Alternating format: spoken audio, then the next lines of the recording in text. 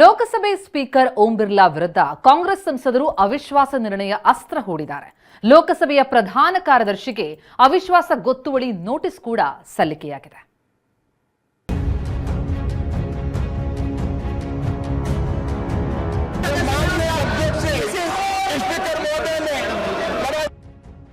ಲೋಕಸಭೆ ಕಲಾಪ ಎನ್ಡಿಎ ಹಾಗೂ ಇಂಡಿಯಾ ಮೈತ್ರಿಕೂಟದ ನಡುವಿನ ಪ್ರತಿಷ್ಠೆಯ ಕಣವಾಗಿದೆ.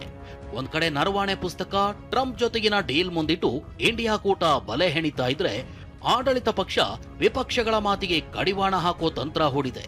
ಇದರ ಭಾಗವಾಗಿಯೇ ಕಳೆದೊಂದು ವಾರದಿಂದಲೂ ಲೋಕಸಭೆಯಲ್ಲಿ ಗದ್ದಲ ಕೋಲಾಹಲವೇ ನಡೆದು ಹೋಗಿದ್ದು, ಇದು ಸ್ಪೀಕರ್ ವಿರುದ್ಧ ಅವಿಶ್ವಾಸ ನಿರ್ಣಯದ ಹಂತ ತಲುಪಿದೆ.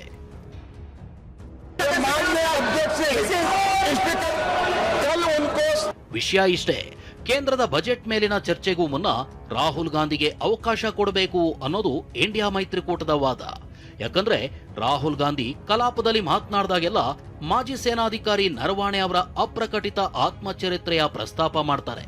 ಆಗೆಲ್ಲ ಸ್ಪೀಕರ್ ಆದಿಯಾಗಿ ಬಿಜೆಪಿ ಸದಸ್ಯರು ಆ ಬಗ್ಗೆ ಮಾತನಾಡದಂತೆ ಅಡ್ಡಗಾಲು ಹಾಕ್ತಾರೆ. ಈ ಕಾರಣಕ್ಕೆ ರಾಹುಲ್ ಗಾಂಧಿ ಅವರ ಭಾಷಣವನ್ನು ಕೆಲವೊಮ್ಮೆ ನಿರಾಕರಿಸಲಾಗಿದೆ. ಸ್ಪೀಕರ್ ಓಂ ಬಿರ್ಲಾ ಅವರ ಈ ನಡೆ ಇಂಡಿಯಾ ಮೈತ್ರಿಕೂಟವನ್ನ ಅಸಮಾಧಾನಗೊಳ್ಳುವಂತೆ ಮಾಡಿದೆ. ಸ್ಪೀಕರ್ ಆದವರು ಪಕ್ಷಾತೀತವಾಗಿ ನಡ್ಕೊಳ್ಬೇಕು, ಬರೀ ಸರ್ಕಾರ ಹೇಳಿದ ಹಾಗೆ ಕೇಳಬಾರದು ಅಂತ ವಿಪಕ್ಷಗಳ ಸದಸ್ಯರು ಟೀಕಾಸ್ತ್ರ ಬಿಟ್ಟಿದ್ದಾರೆ. ಇದರ ಮುಂದುವರೆದ ಭಾಗ ಎಂಬಂತೆ ಸ್ಪೀಕರ್ ವಿರುದ್ಧ ಅವಿಶ್ವಾಸ ನಿರ್ಣಯದ ನೋಟಿಸ್ ಸಲ್ಲಿಕೆ ಮಾಡಿದ್ದಾರೆ.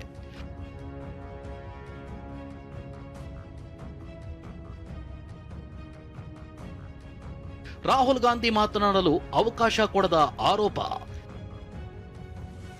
ಸ್ಪೀಕರ್ ವಿರುದ್ಧ ಅವಿಶ್ವಾಸ ನಿರ್ಣಯದ ನೋಟಿಸ್ ಕೊಟ್ಟ ವಿಪಕ್ಷ.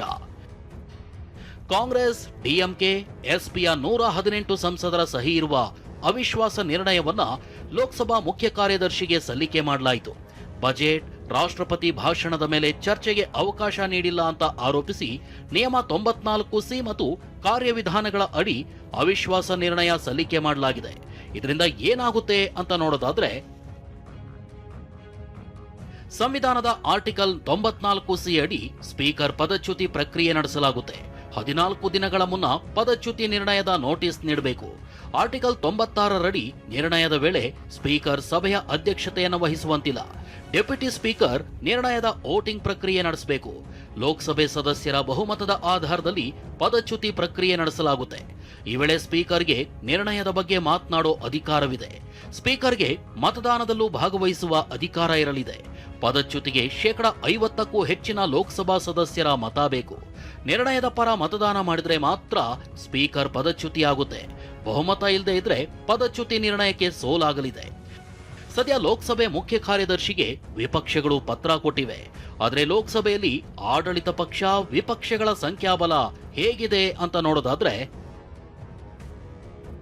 ಆಡಳಿತಾರೂಢ ಎನ್ಡಿಎಗೆ 293 ಸದಸ್ಯರ ಬಲವಿದೆ. ಆದರೆ ಇಂಡಿಯಾ ಒಕ್ಕೂಟಕ್ಕೆ 234 ಸದಸ್ಯರ ಬಲವಿದೆ. ಇನ್ನು ಇತರರು 13 ಸಂಸದರಿದ್ದಾರೆ. ಲೋಕಸಭೆಯಲ್ಲಿ ಬಹುಮತಕ್ಕೆ 272 ಸದಸ್ಯರ ಮತಗಳು ಅವಶ್ಯಕತೆ ಇದೆ. ಹೀಗಾಗಿ ಕೊಟ್ಟ ನೋಟಿಸ್ನಲ್ಲಿ ದಿನಾಂಕವನ್ನ ತಪ್ಪಾಗಿ ನಮೂದಿಸಲಾಗಿದೆ. ಬಳಿಕ ತಿದ್ದುಪಡಿ ಮಾಡಲಾಗಿದೆ. ಸಂಖ್ಯಾಬಲವನ್ನ ಗಮನಿಸಿದ್ರೆ ನಿರ್ಣಯ ತಿರಸ್ಕಾರವಾಗುವುದು ಬಹುತೇಕ ಖಚಿತವಾಗಿದೆ. ನೋ ಕಾನ್ಫಿಡೆನ್ಸ್ ಮೋಷನ್ ಅಡ್ಮಿಟ್ ಮಾಡೋದು ಬಿಡೋದು ಸ್ಪೀಕರ್ಗೆ ಫೈನಲ್ ಅಥಾರಿಟಿ, ಇಲ್ಲಾಂದ್ರೆ ರಾಷ್ಟ್ರಪತಿಗಳು ಇಂಟರ್ವ್ಯೂನ್ ಆಗ್ಬೋದು. ಇಲ್ಲಿ ಹೌಸ್ನಾಗೆ ಡಿಸೈಡ್ ಆಗ್ತದೆ. ಸ್ಪೀಕರ್ ರಿಜೆಕ್ಟ್ ಮಾಡ್ಬೋದು, ಎಕ್ಸೆಪ್ಟ್ ಮಾಡ್ಬೋದು. ಎಕ್ಸೆಪ್ಟ್ ಮಾಡಿದ್ರೆ ಮತಕ್ಕೆ ಹಾಕ್ತಾರೆ, ಅಲ್ಲಿ ಮತ್ತೆ ಇದಾಗ್ತದೆ. ಎಕ್ಸೆಪ್ಟ್ ಮಾಡಲಿಲ್ಲ ಅಂದ್ರೆ ಅದು ರಿಜೆಕ್ಟ್ ಆಗೋದು. ಇಂಡಿಯಾ ಸಂಸದೆಯರ ವಿರುದ್ಧ ಕ್ರಮಕ್ಕೆ ಬಿಜೆಪಿ ಆಗ್ರಹ. ಇಂಡಿಯಾ ಮೈತ್ರಿಕೂಟದ ಈ ನಡೆಗೆ ಬಿಜೆಪಿ ಕೌಂಟರ್ ರೂಪಿಸಿದೆ. ವಿಪಕ್ಷಗಳ ಮಹಿಳಾ ಸಂಸದರು ಪಿಎಂ ಕುರ್ಚಿ ಬಳಿ ಪದೇ ಪದೇ ಬರ್ತಿದ್ದಾರೆ. ಅವರ ವಿರುದ್ಧ ಕ್ರಮ ಕೈಗೊಳ್ಳಿ ಅಂತ ಪತ್ರ ಬರೆದಿದ್ದಾರೆ. ಬಿಜೆಪಿ ಮಹಿಳಾ ಸಂಸದರಿಂದ ಸ್ಪೀಕರ್ ಓಂ ಬಿರ್ಲಾಗೆ ಮನವಿ ಮಾಡಿದ್ದಾರೆ. ಇಷ್ಟೇ ಅಲ್ಲ, ಕಾಂಗ್ರೆಸ್ ಎಂಪಿಗಳು ಆಡಳಿತ ಪಕ್ಷದ ಕಡೆಗೆ ಬಂದಿರೋ ಬಗ್ಗೆ ಸಚಿವ ಕಿರಣ್ ರಿಜಿಜು ವಿಡಿಯೋ ಬಿಡುಗಡೆ ಮಾಡಿದ್ದಾರೆ. ಇಂಥ ನಡವಳಿಕೆ ಯಾರು ಸಹಿಸಿಕೊಳ್ಳೋಕ್ ಸಾಧ್ಯ ಅಂತ ಪ್ರಶ್ನಿಸಿದ್ದಾರೆ.